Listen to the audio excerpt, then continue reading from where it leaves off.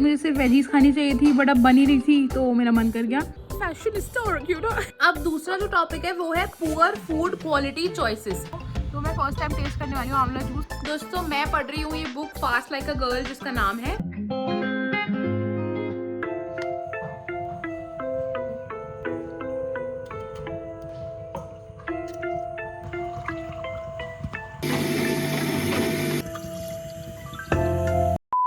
Welcome to a brand new episode of glow with Shivani. सुबह के 9 बजे एंड आज ना हल्की हल्की बारिश हो रही है। सुबह जब उठी हूँ तो बहुत चिली हो रखा है और मैं अपना आंवला जूस बना के ले आई हूँ। मैंने आंवला जूस के लिए 2 आंवला लेके उसको मिक्सी में ना आधे कप पानी के साथ चला दिया था एंड कुछ भी छाना नहीं है, जैसा है वैसे ही ले आई हूँ। तो मैं फर्स्ट टाइम टेस्ट करने वाली हूँ आंवला जूस। ऑल्दो मैं ऐसे आंवला और आंवला अचार नहीं खाती हूँ, तो आंवला के जो मुरब्बे होते हैं, अचार नहीं होता, आंवला मुरब्बा नहीं खाती हूँ, तो पता नहीं मुझे पसंद आएगा नहीं आएगा, बट मैं ले आई हूँ। ठीक है, मतलब मैं पी सकती हूँ। खट्टा तो देखो है पर कोई बात नहीं। आपको पीछे ज़्यादा दिख रही होगी एंड एज़ यूजुअल ये पीने के बाद थोड़ी देर वॉक करूँगी। फिर आज मम्मी ने साग की तैयारी शायद शुरू कर रखी है नीचे, सो जाके देखते हैं अगर साग बनाना है तो वो बनाएंगे। और इधर क्या क्या खाना है वो आज मैं पहले ही ना प्लान करके रख लूँगी ताकि मेरे को पूरा दिन ना सोचना पड़े और फटाफट से प्रिपेयर कर लूँ।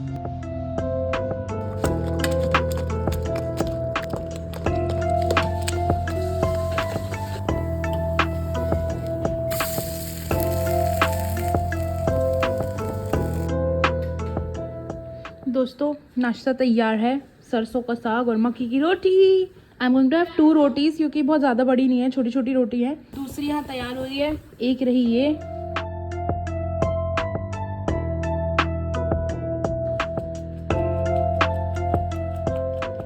मिड मॉर्निंग स्नैक्स के लिए मैंने लिया है गुआवा और बहुत ही सॉफ्ट और बहुत टेस्टी गुआवा है।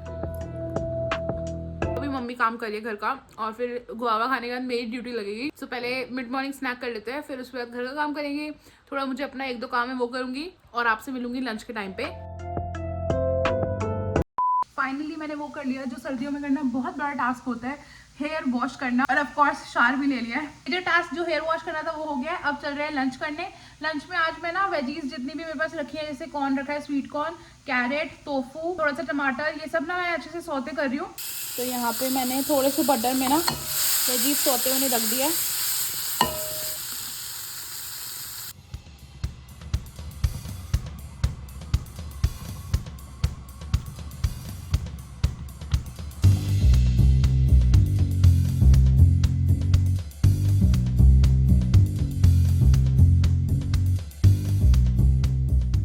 अभी घर में बन रही थी मक्की की रोटी फिर से लंच के लिए, तो मैंने भी एक छोटी रोटी ले लिया, साथ में ये वेजीज ले लिया। वैसे मुझे सिर्फ वेजीज खानी चाहिए थी बट अब बन ही रही थी तो मेरा मन कर गया, तो मैं थोड़ी सी ये मक्की की रोटी सब्जी के साथ ही खाने वाली हूँ। दोस्तों मैंने बाल धो के गलती कर दी, मुझे बहुत डर लग रही है। मैं तब से कल रजाई में लेटी हुई हूँ लेकिन रजाई भी कुछ मुझे गर्माहट दे नहीं पा रही और बाल अभी तक बहुत ज़्यादा गीले हैं। 2 घंटे हो चुके हैं नहाए हुए, मुझे ऐसे लग रहा है, बट अभी तक बाल थोड़े से भी नहीं सूख रहे हैं। तो मेरा मन कर रहा है मैं हॉट कॉफ़ी बना लूँ अपने लिए। अभी 4:30 है टाइम मेरे हिसाब से, 4:15 4:30 है, तो इसी टाइम कॉफ़ी पी लेती हूँ ताकि ज़्यादा लेट ना हो, क्योंकि ज़्यादा लेट हो जाता है ना फिर मेरे को रात को नींद नहीं आती। दोस्तों मैं आ गई चाय बनाने, कॉफ़ी बनाने। मम्मी आप चाय पियोगे? वाह, मेरी मम्मी को मैं किचन में जैसी फ्राई पैन रखती हूँ मम्मी कहते हैं वाह ये मेरे लिए चाय बना रही है। नहीं, मैं अपने लिए कॉफ़ी बनाने आई हूँ। और आज ना मैं पानी ज़्यादा डाल रही हूँ, लाइक मैं पानी नहीं डालती अपने हॉट कॉफ़ी में। सो मैं सिर्फ दूध वाली चाय कॉफ़ी पीती हूँ। चाय बोल रही हूँ बार बार, मुझे लगता है बना ही देना चाहिए मम्मी के लिए चाय। हाँ, तो मैं दूध वाली कॉफ़ी ही बनाती हूँ, बट आज मैंने पानी ही डाला है, थोड़ा सा दूध डाला है बिकॉज मुझे रात को डिनर में भी शीरा खाना है, तो उस टाइम भी दूध हो जाएगा, इसलिए मैंने सोचा दूध को थोड़ा लिमिट रखते हैं और आज पानी वाली कॉफ़ी पियेंगे, इसमें थोड़ा सा दूध डाल के।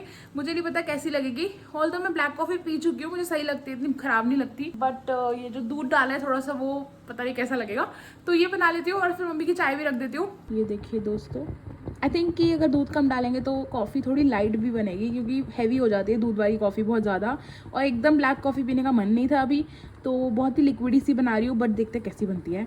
कॉफ़ी तैयार है दोस्तों। ऑफ कोर्स दूध वाली कॉफ़ी का तो मज़ा ही अलग होता है, लेकिन इससे भी हम काम चला लेंगे, कोई दिक्कत नहीं है। तो हम आ गए छत पे, ज़ारा और मैं वॉक करने के लिए। बहुत ठंड है। मुझसे ना गर्म कपड़े नहीं पहने जाते यार। एक तो इसके ज़्यादा उड़ा। हाँ, तो मुझसे गर्म कपड़े नहीं पहने जाते, उस चक्कर में मुझे और ठंड लग रही होती है ज़्यादा। 1 2 3 1 2 3। अब मैंने बस एक स्वेट शर्ट पहनी है। आई डोंट नो, अगर आपके साथ भी ऐसा है मुझे कमेंट्स में ज़रूर बताना कि ऐसे जो वुलन कपड़े होते हैं ना वो ऐसे चुभते हैं बहुत ज़्यादा, तो बता देना कमेंट्स में। अभी मैं वॉक कर रही हूँ और ज़ारा के साथ खेल रही हूँ थोड़ी देर, फिर चलेंगे डिनर में। तो मैं शीरा ही बनाने वाली हूँ। मेरी बेटी और मेरा बेटा, और मेरी टोपी देख लो आप, इतनी मतलब मैं फैशनिस्टा हो रखी हूँ ना। मस्त मेरी टोपी, कहीं से यहाँ से निकल रहा है, कहीं से क्या निकल रहा है।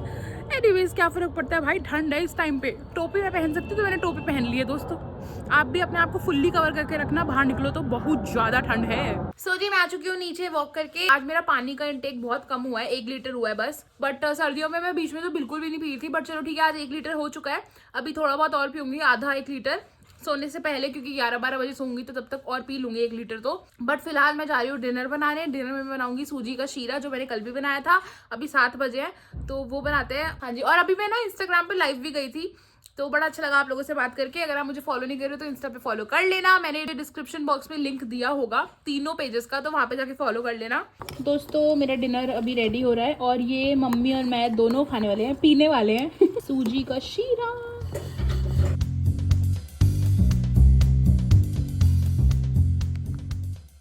दोस्तों, मैं पढ़ रही हूँ ये book fast like a girl, जिसका नाम है। तो जो मैं पढ़ूंगी मैं आपके साथ कोशिश करके शेयर करती रहूंगी, ठीक है। तो थोड़े दिन पहले मैंने एक रील भी डाली थी, उसमें मैंने बताया था कैलोरी रिस्ट्रिक्शन डाइट्स क्यों अच्छी नहीं होती हमारे लिए। सो बेसिकली इसमें एक टॉपिक है द फेल्ड 5 करके। इसमें 5 ऐसी डाइट्स बताई हैं जो हमारे लिए अच्छी नहीं होती है, जिसको हम करके हमारी बॉडी और खराब हो जाती है। तो पहला है कैलोरी रिस्ट्रिक्टिव डाइट। सो उसमें ये बताया है कि जब आप किसी कैलोरी रिस्ट्रिक्शन डाइट पे जाते हो ना, सो आपका वेट लॉस हो जाता है 101%। लेकिन जब आप अपने नॉर्मल रूटीन पे वापस आते हो ना, आप वापस से आपका जो वेट है वो बाउंस बैक करेगा। आप थोड़ा टाइम तो कैलोरी रिस्ट्रिक्शन पे रहोगे, like for example 1200 calorie, 1300 calorie, 1000 calorie पे भी लोग जाते हैं। पर जब आप अपने नॉर्मल रूटीन में चावल, रोटी और प्रॉपर इंडियन फूड खाओगे तो आप 1800 कैलोरी, 1700 कैलोरी टच कर जाते हो। उस चक्कर में आपका वेट बहुत जल्दी गेन होने लग जाता है। सो इसीलिए कभी भी कैलोरी रिस्ट्रिक्शन में नहीं जाना चाहिए। पोर्शन कंट्रोल करके खाओ, बट बहुत ज्यादा कैलोरी रिस्ट्रिक्ट मत करना, लाइक 900-1000 कैलोरीज इतने पे मत जाना।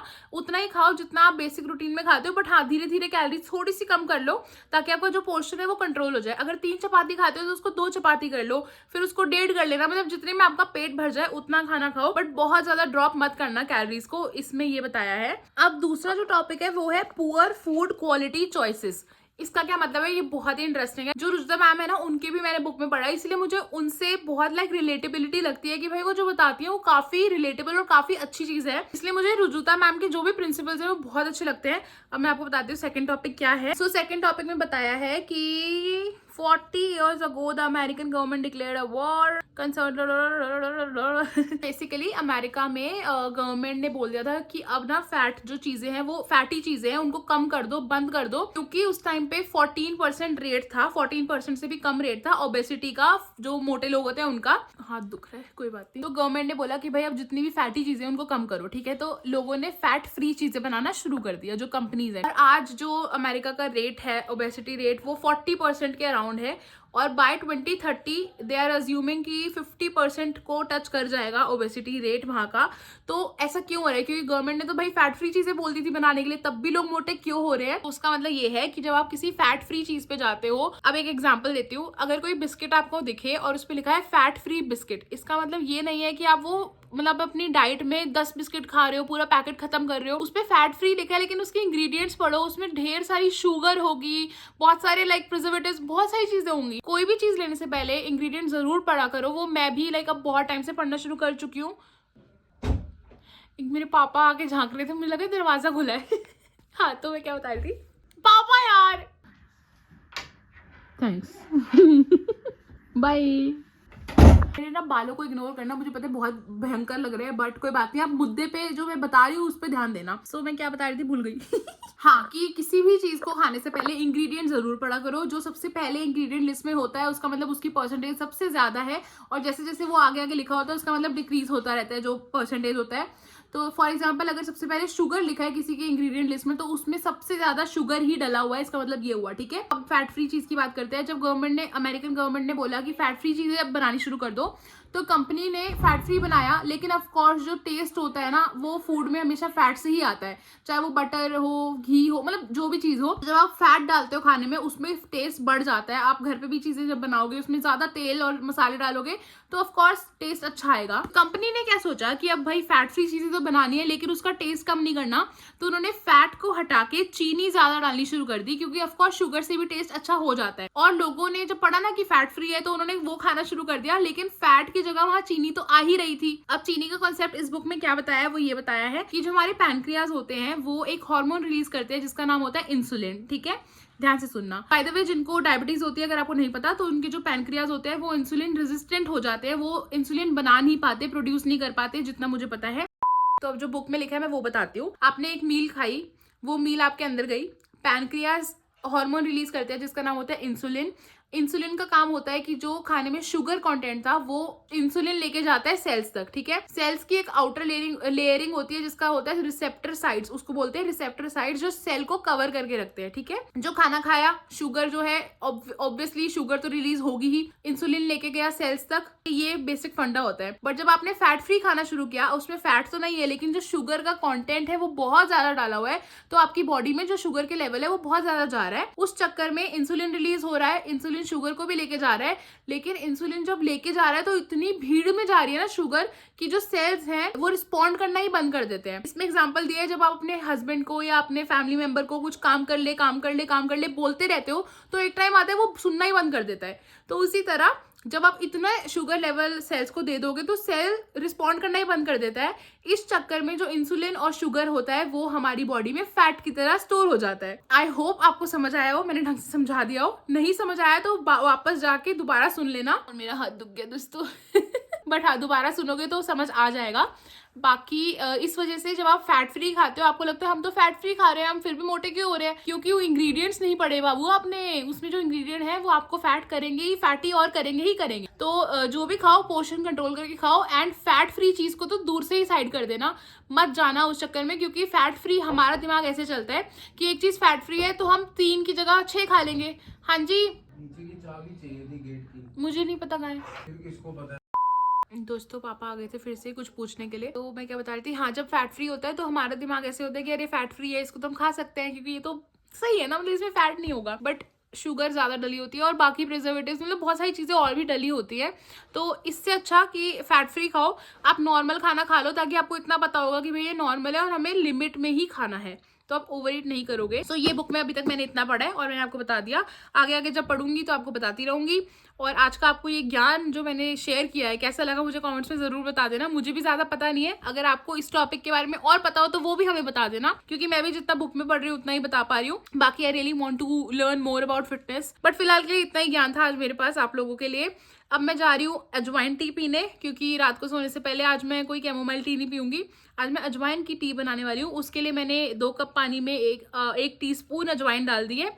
जब तक वो आधा हो जाएगा उसको उबालूंगी एंड देन उसको ठंडा करके पी लूंगी, ठंडा मतलब ल्यूकवार्म करके। और आज के व्लॉग के लिए इतना ही दोस्तों, मैं आपसे मिलूंगी कल या फिर जब भी, अभी मैं वादा नहीं कर रही डेली व्लॉग्स का, लेकिन कोशिश रहेगी कि मैं डेली करती रहूँ जितना हो पाए। सो बहुत ही जल्द आपसे मिलूंगी। जब तक नई वीडियो नहीं आती मुझे याद करते रहना, वीडियो को लाइक कर दो, share this channel and video with your friends and family, और चैनल को भी सब्सक्राइब कर लो। अगर आपने ही नहीं किया सब्सक्राइब तो पहले आप सब्सक्राइब करो, फिर अपने दोस्तों और फैमिली से करवाना। एंड जब तक नई वीडियो नहीं आती मुझे याद करते रहना। And I will miss you too, bye bye.